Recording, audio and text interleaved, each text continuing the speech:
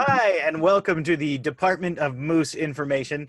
This is a live web game show brought to you by the Loose Moose Theater. And our hope is to bring some entertainment. We've got 6 improvisers with us tonight. We are going to run them through the paces through a bunch of different challenges to see who can come out on top. We've got 2 teams for you tonight, so I'm going to introduce them to you now. We have the red team with Captain Rob Crandall. Crandall Eldridge, please. My name is Crandall Eldridge. Sorry, Crandall, yes. And on his team, we have Lori. Hi. And we have Ellis. Hello. And they will be taking on the blue team with Captain Dargie. Hey. And on his team tonight, we have Rebecca. And we have Anyssa. Hello. Okay, so the first section of the show is, oh, I'm sorry. How are you guys doing tonight? Oh, thanks for asking. Good. We're good. Comfy? Yeah. Nice. I just about jumped the gun. The first thing I need from you guys, I need a name, a one-word name for each team. Oh, well, I'm glad to say that Lori has composed a name for our team. I have. Our team name is Moist. Yeah, we are. They are moist. Excellent. And Dargie, how about your team? Well, Anyssa was looking after that today. So, Anyssa. Yes, that's right. We are Team Dry. Yep. The battle of the ages. Yep. Oh, good old damp conflict. Okay, so the first section, the first game we're going to do tonight is called Truths and Lies. So what's going to happen is I'm going to read out a statement that one of the players gave me, and the other team will then have 2 minutes to ask that person questions to determine whether they're telling the truth or whether they're lying. And so the first one we're going to do tonight, we're going to start with the blue team. This is Dargie's statement, and his statement is, I once accidentally shot off a friend's toe with a BB gun. Red team, you have 2 minutes. All right. Michael, what was the name of this friend? It was Jeff. A toe? How old? The name of the toe? I don't know which toe. Oh, it was the baby toe. Like the Okay, pinky toe. Whose BB gun was it? It was like a Daisy something or other. I don't remember the actual name. No, I said whose was it? But Oh, nice it was mine. Really? Yeah. How old? It was my BB gun. I was 10 years old. What happened to the toe? Well, it got put back on, but he doesn't have feeling in it. Even to this day, we still talk. Does he resent you for it? Not really. I mean, we were kids. Listen, this never happened. Nice try. What kind of shoes was he wearing when it happened? He wasn't wearing any shoes. It was the 80s. Why wasn't he wearing shoes? Why wasn't he wearing any shoes? Yeah. We were in the backyard. We were like doing target practice. It was the 80s. This is what we did. What was the address of the house you were at? 7039 Silverview Road. What, were you wearing shoes? Sorry? Were you wearing shoes? No. Wait, Stupid. I never wore shoes. Were you both naked? No. Mm-hmm. Okay. Summertime in Silver Springs is what we did. Yeah. So Silver Springs is like Upper Bowness. Yeah. So I'm actually starting to lean towards plausible, Lori. I don't know if that is enough of a connection for you, but Are you saying it's because he's a gangster? Oh, well, I don't know if gangsters use BB guns normally. Just like the beginning runs do? What did he say when you shot his toe off? Well, he cried like a lot. There's like a lot of blood. It was a panic. You said that it was sewn back on. So where did it go when you shot it?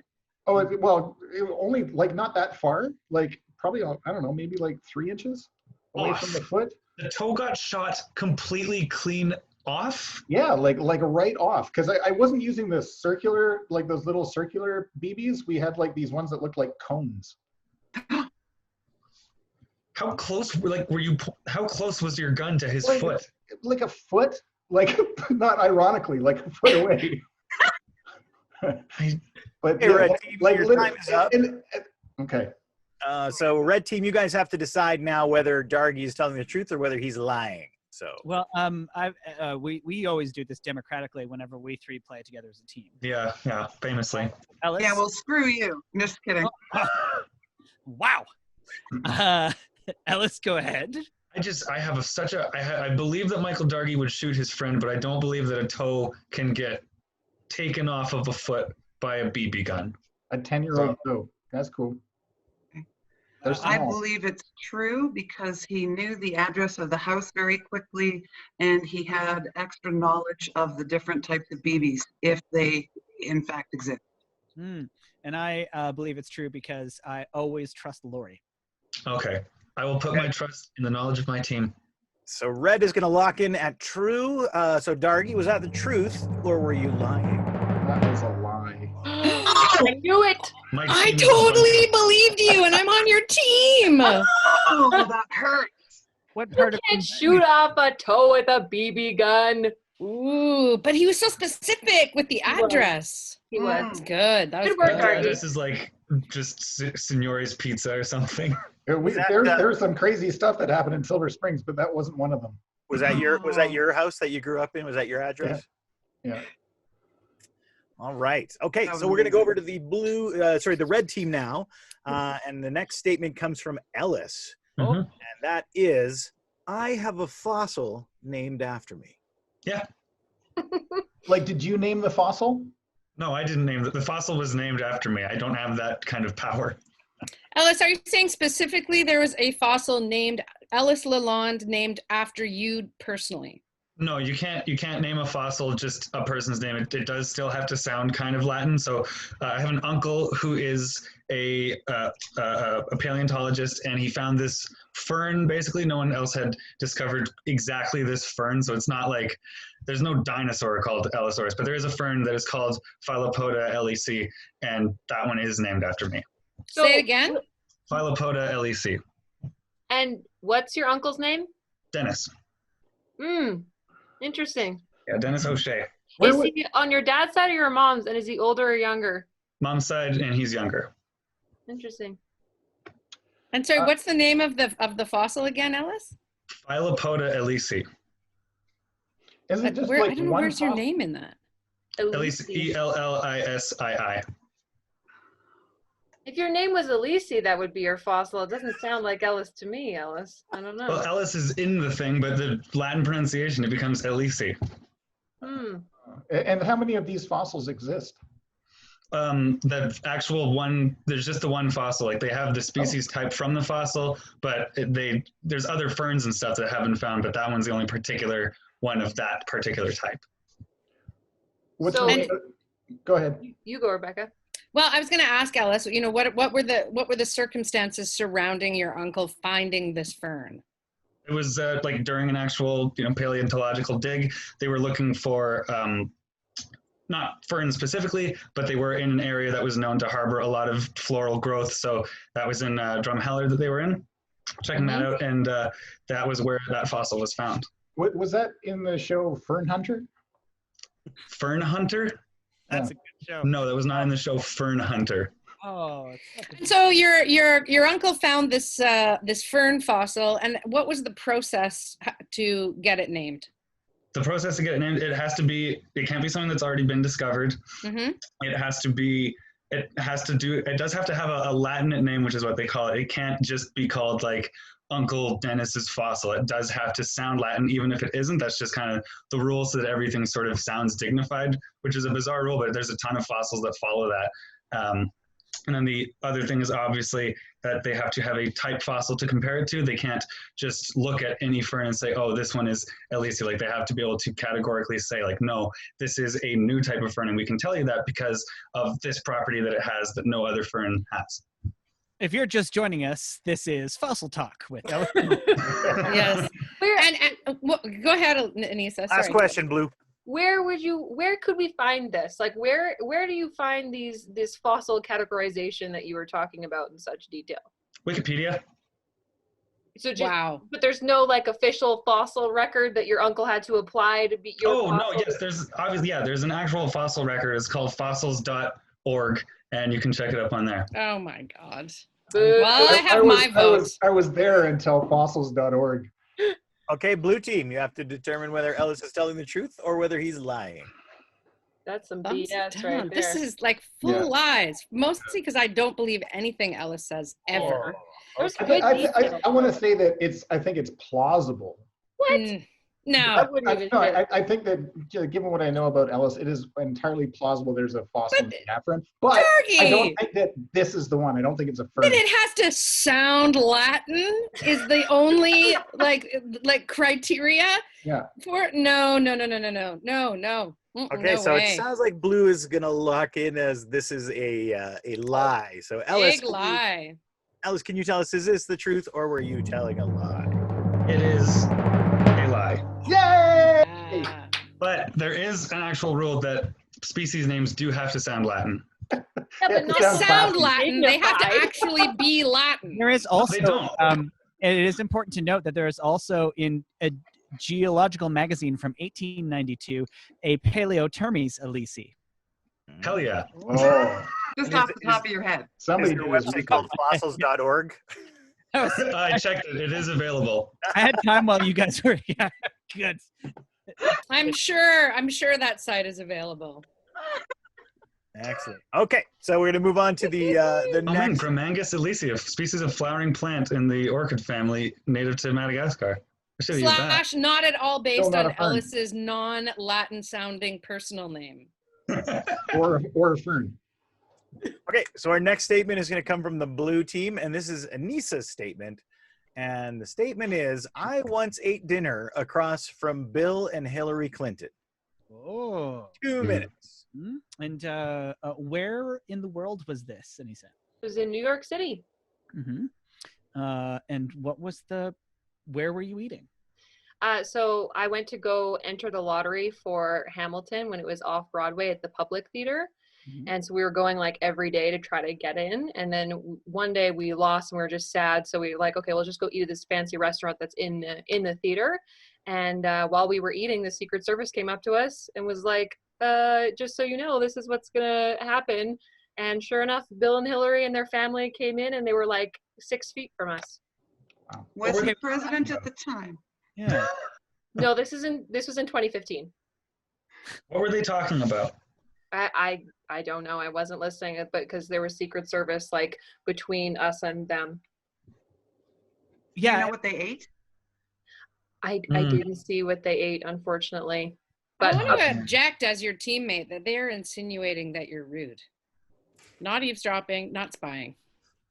Hmm. I was Okay, being very easy. polite. I mean, this is Exactly. something I've been wondering about a lot, Anyssa. So can you tell me in more detail what the Secret Service walked you through? Because I know this must happen every day in the States somehow. But what did the Secret Service say to you? Yeah, so we were midway through our meal and this guy came up to us and was like, Bill and Hillary Clinton are going to be here. Please do not come up and talk to them. Please do not ask them for photos. That's all I can remember was don't talk to them. Don't take pictures. We're just letting you know this is going to happen. Like basically be cool. Don't be a jerk about it. And yeah, and I remember Bill was wearing like a maroon cardigan and he looked like a little grandpa. Like he looked like Santa Claus on vacation. I don't know. That's Who? So How the many Secret people were in Service this didn't family? ask you any security questions? They didn't ask you if you had any weapons? no, because we were already eating there. So, and there was like 4 of them. So And Anyssa So was holding people a with fork. weapons can't eat? Yeah, that's what I'm thinking, Lori. I think this story was true until we all know that Anyssa carries a weapon wherever. Yeah. Right? yeah, Did you have your family's blade with you at the time? I luckily I did not. No, I didn't have to do anything about that. No. I don't know if I believe that Anyssa would forsake her family's blade. Yeah, or the shillelagh she normally carries. No, that's true. This story is. I think this might have been. Were you with Sean at the time? No, I was not. Okay, so she hadn't yet acquired Hey, the Red, shillelagh. you have to make a decision now. Okay. I think it's. I think it's true. It's a lie. Well, I think it's a lie, but I was so wrong last time. I say All right, true. Rob, what's it going to be?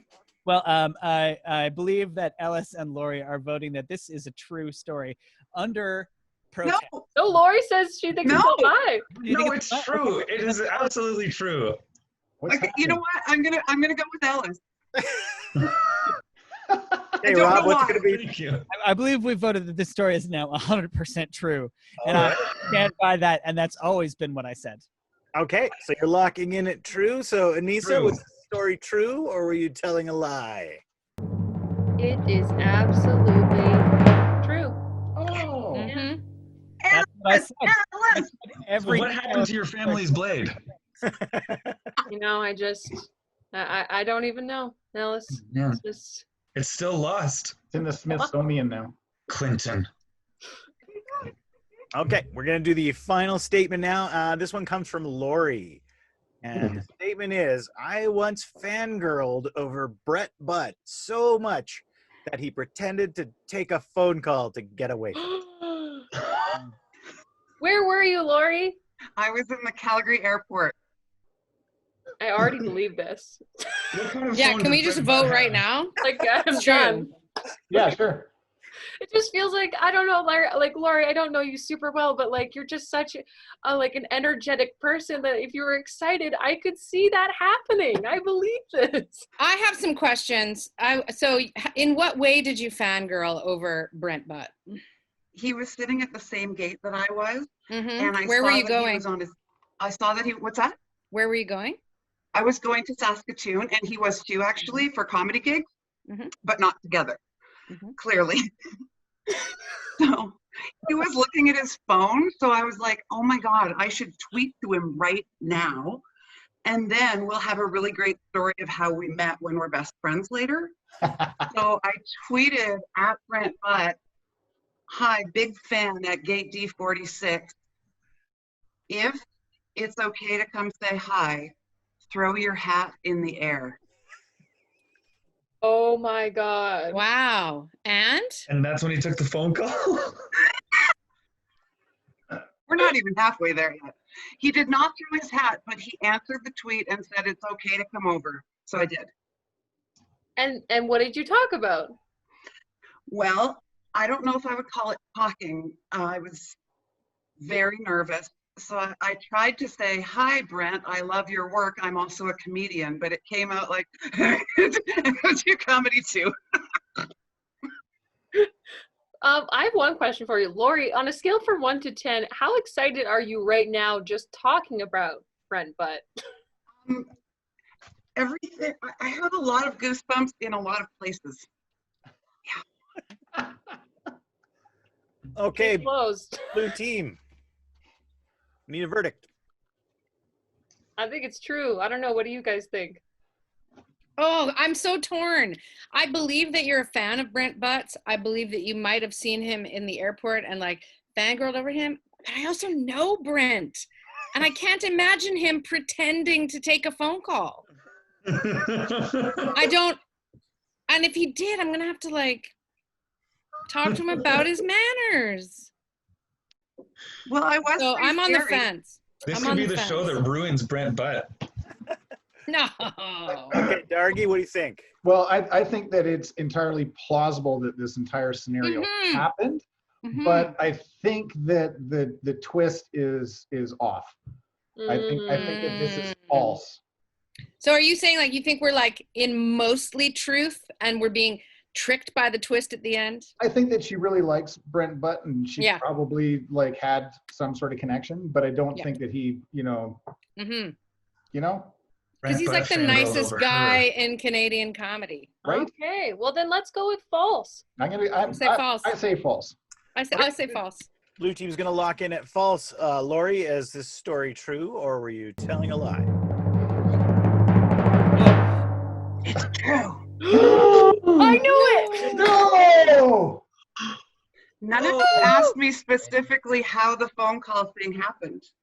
Oh, we didn't ask. How Yeah, did we're it? jerks. We just jumped to a conclusion. That was my point. Well, can you tell us now? Absolutely. So when I started blathering, I also started sweating like a lot. And I only sweat from my head, and I was a lot larger then.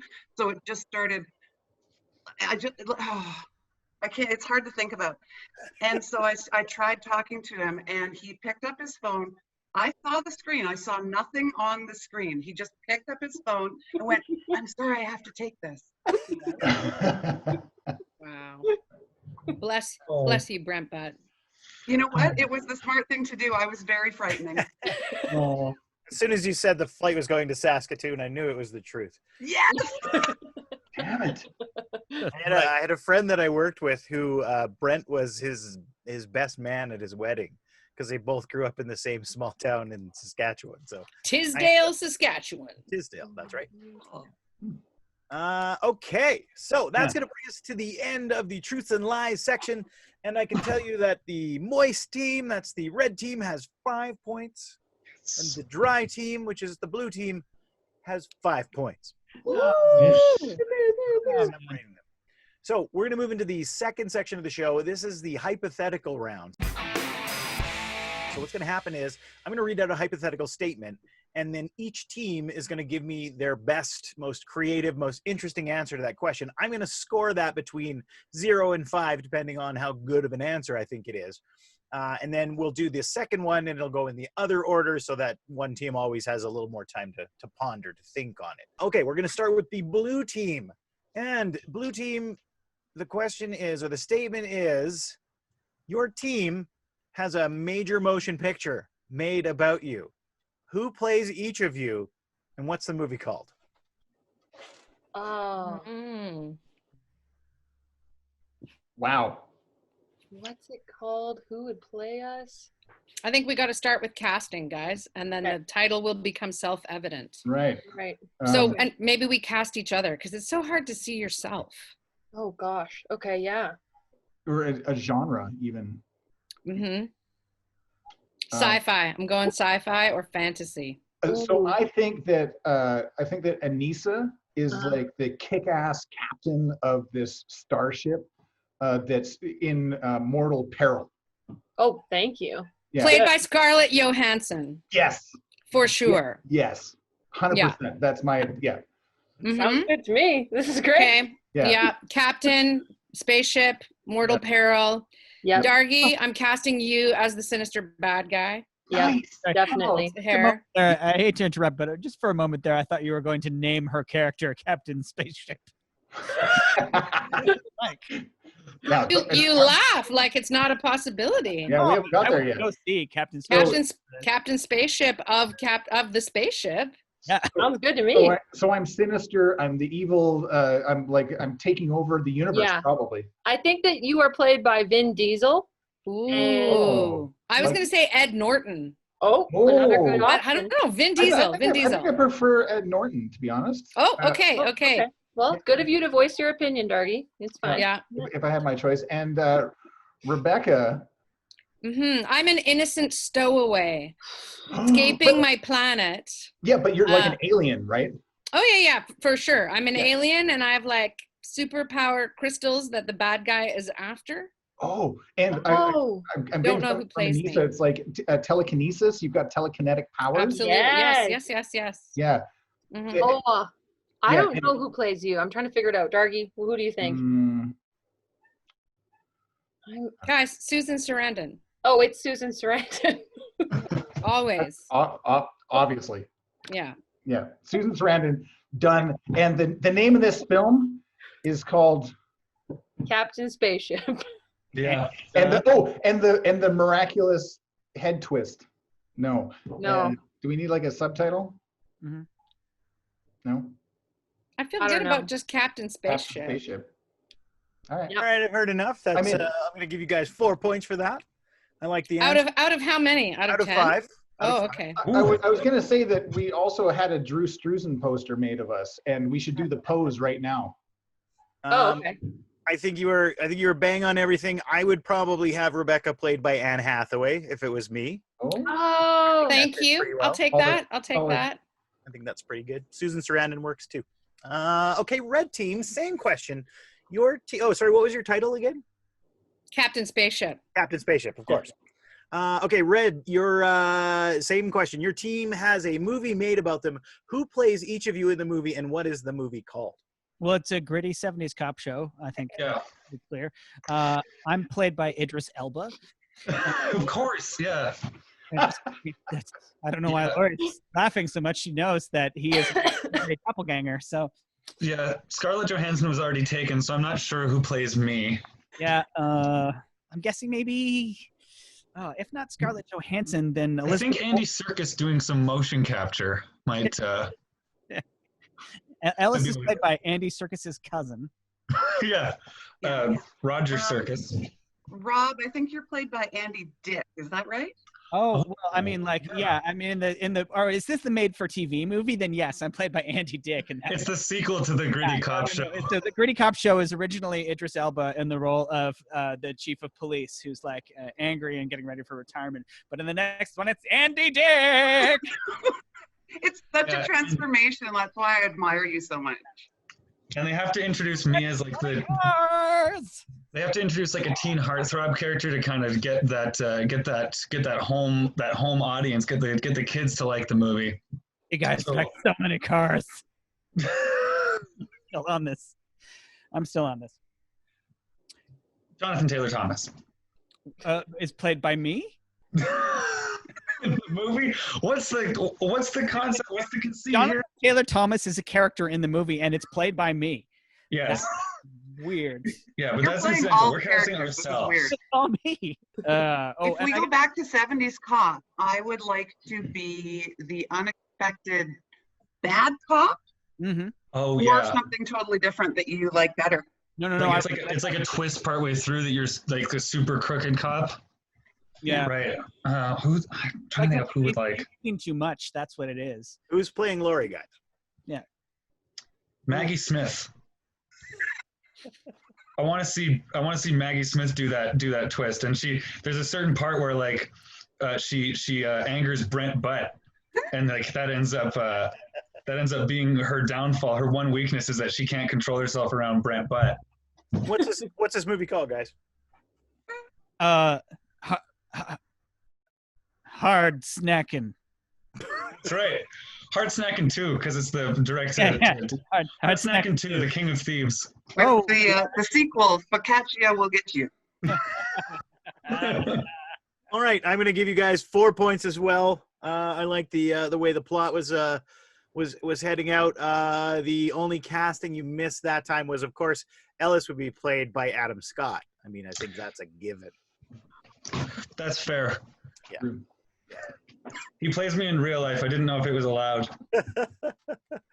Okay, so red team, you're going to go again now. Here's the second hypothetical question. You will get $1 million. I guess it's each. This is an individual, and you'll get $1 million 1 year from now.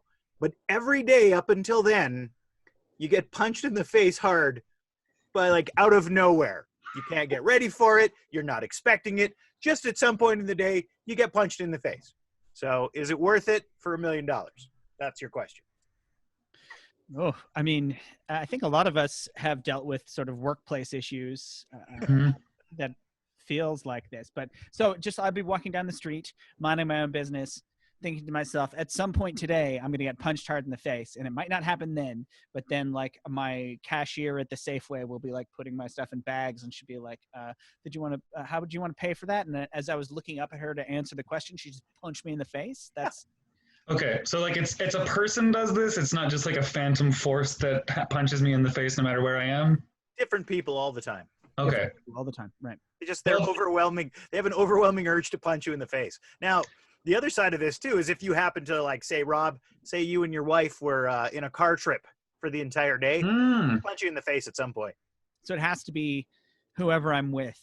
So well, someone you run into, I guess. Yeah. Right. So if I'm like self-isolating, for example, then It's you. I have to punch myself in the face.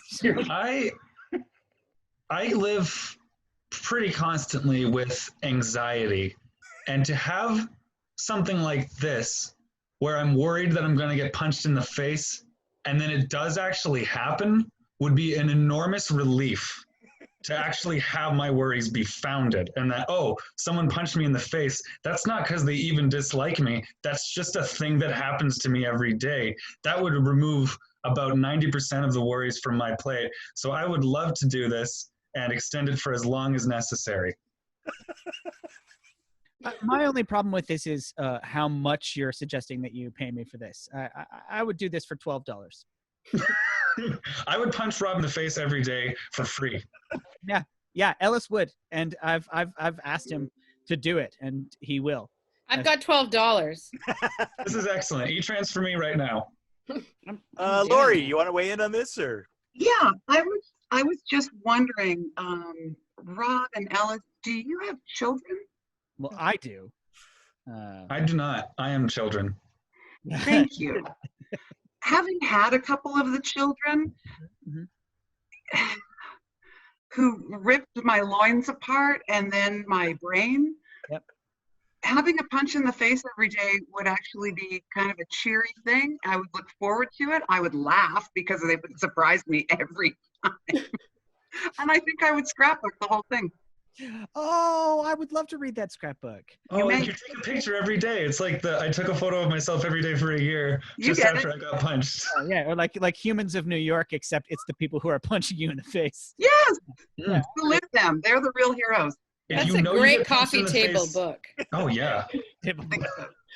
Okay, red team, I've heard enough. That's a full 5 points for that one. Oh, All right, blue team, you got your work cut out for you. It's the same question. You get $1 million a year from now, but until then, every day you get punched in the face hard by like complete surprise. What? Do you do it? Are you into it? What? Well, yes. I am for sure a yes. I would like to point out that maybe I've got like a Easter bunny head on with like lots of padding, and maybe that's the reason why people punch me in the face, which would make sense. Or I wear a helmet made of glass. I don't know. Like there's all sorts of ways that we could deal with this.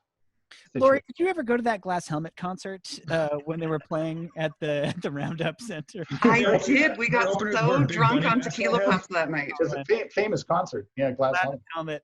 Helmet. Are we allowed to protect ourselves, Dave? Well, you can try. It's just you don't know when it's coming. So You it's, don't know when it's coming. Yeah. Yeah, Mm. I don't think you. Sorry, Dargie. Mascot head. Mascot head. Okay. I'm not sold. I'm gonna take the opposite side of this. I'm gonna approach this honestly. Okay. Being punched in the face hurts.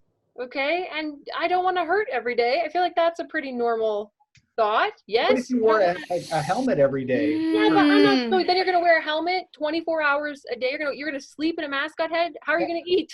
For They'll a just year. punch you while you're eating.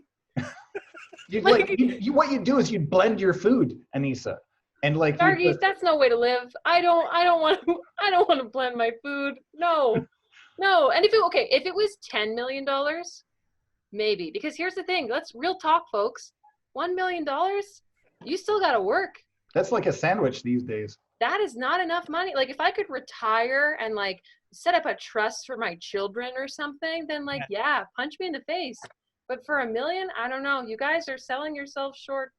What do you Okay, think, I have to Rebecca? jump in. There's a bunch of things going on in my mind. First of all, I have also been punched in the face. Definitely once, maybe more than once. Hard to remember. But I can tell you that like you kind of get used to it. Sure.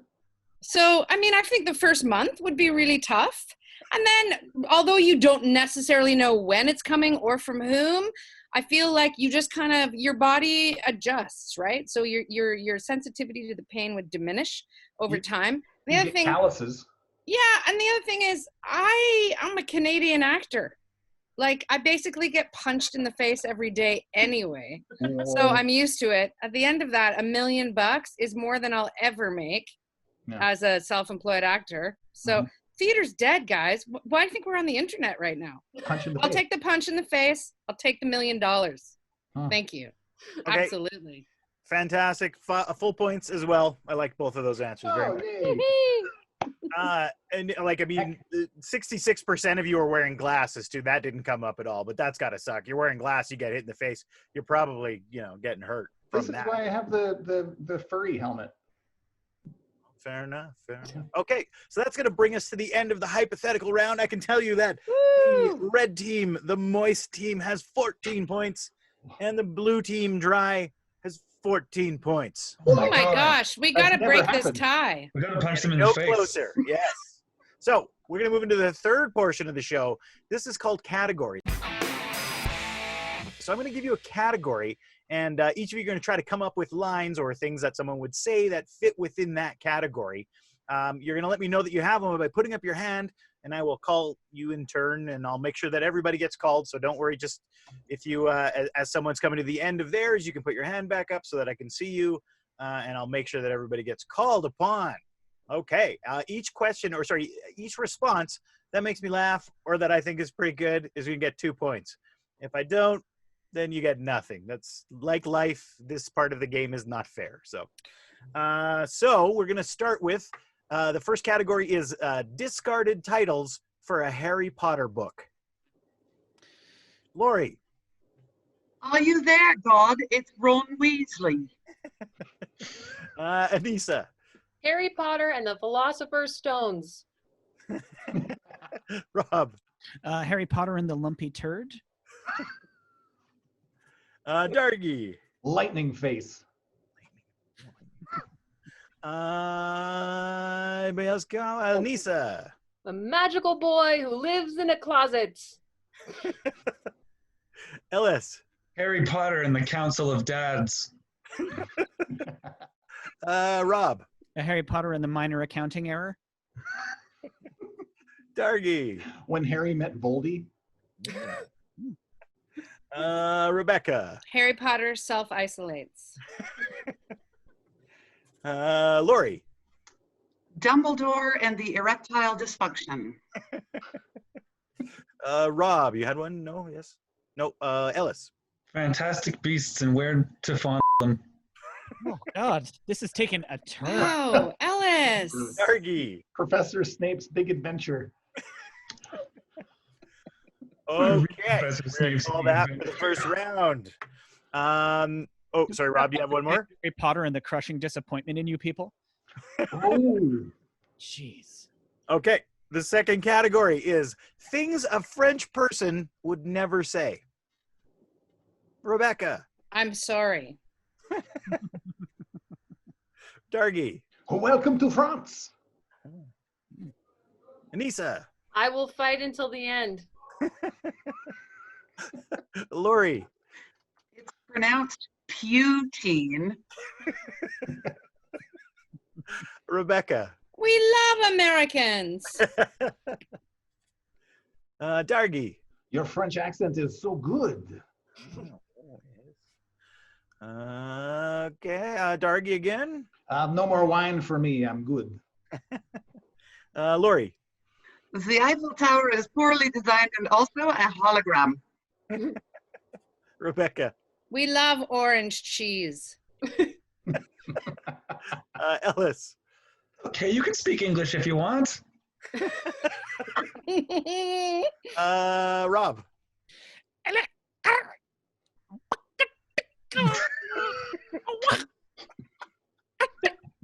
Dargie. We love the Eiffel Tower. There's more.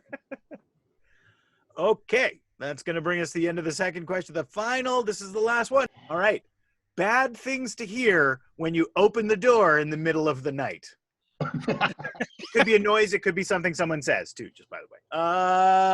Lori, we'll start with Lori. Good, yeah.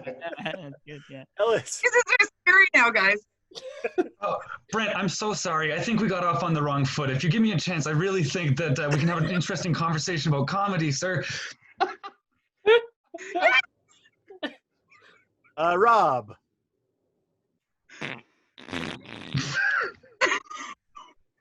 Dargie. Did you have a cat? Oh. Anyssa. I'm just going to say anything at all. If you hear any sound that is not good, everything is terrifying in the middle of the night. That is true. Sound. Lori. Have you heard the good news about Jesus? Ellis, did you have your hand up or? I did, but mine was the same thing. Dargie. Rob. Hi, sorry. You were telling me about Jesus earlier and it had to end. Anyway, I'm here. What do you got? Okay, is that it? Ellis? Welcome to France. Okay. Okay, we're going to call it right there. I just need a few moments to tally up the score. Oh, sure. Well, then why don't we get Anyssa to give our sponsors a big thank you? Yeah, thanks. Oh, of course. Yeah, so we want to say a big thanks to the people who are making hand sanitizer at breweries that smell like the bottom of brewery floors. Thank you so much, everyone. You're keeping us safe and smelly. I clearly don't know what sponsorship sounds like. That was not good. Nailed it. All right, I can now tell you the final score for the game. The red team, Moist, has scored 48 points.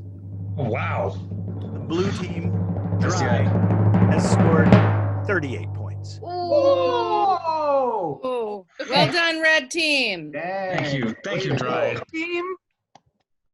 Fantastic work. Good work. Good work. Well We owe done. it all to Rob's spiritual advice that he gives us before every round. If you wouldn't mind, or sorry, Crandall, if you wouldn't mind just repeating that spiritual mantra you're always telling us. If you can't lick it, you might as well not. Sage advice. There you go. And so that's going to bring us to the end of our show for tonight. If you enjoyed watching it, there's going to be a link or some information below. You can maybe go to that site and donate to the Loose Moose Theater, because we're unable to actually bring you live shows right now. So this is our way of trying to bring some entertainment to you and hopefully keep our little theater up and running during these crazy times. So thanks to all of you for watching, and we'll see you next time. Bye-bye. Bye. Bye. Thanks.